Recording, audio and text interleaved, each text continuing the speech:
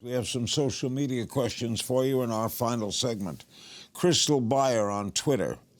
What has been your favorite opportunity occurring since the '98 Olympics? I think this past year when I sat in our broadcast booth at the Winter Olympics 20 years later from when I won in South Korea in Pyeongchang.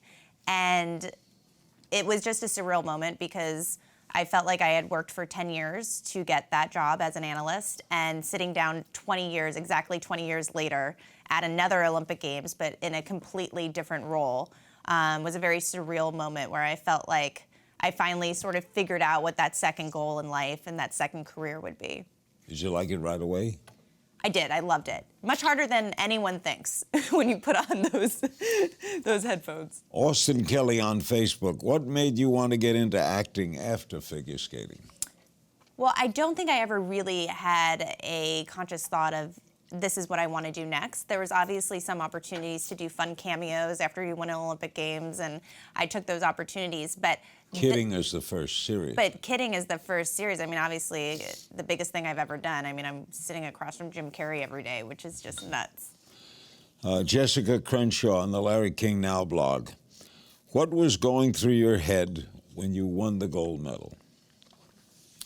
I mean, I feel that when I look back on those 4 minutes, they were filled with, as I was doing well, relief, because you're just so nervous. The pressure is insane. Did you know you were doing well? I did. As you know, you start off, there's so many different emotions. You start off in complete fear. You're terrified. Your legs are shaking. You're thinking, I wish I could just get off the ice and nobody would notice that I'm not going to do this. And then you start to do okay, and you're thinking, wait a minute, is this going good? So then the relief starts flooding your body, and then it's just pure joy at a certain point where somehow the stars aligned and you skated the program. When you finish, you have to wait for the scoring, right? Yes, you sit there waiting. Did you know you won? No, definitely not. I had some stiff competition with Michelle Kwan at the time, and I had no idea till the scores came up. Amy Lewis on the Larry King Now blog. Did you always know you wanted to skate? For as long as I can remember, I think I'd say the answer is yes. I loved being on the ice. There's something so freeing about it. Ryan Humphreys on the Larry King Now blog asks, in all of your success, what stands out in your mind the most?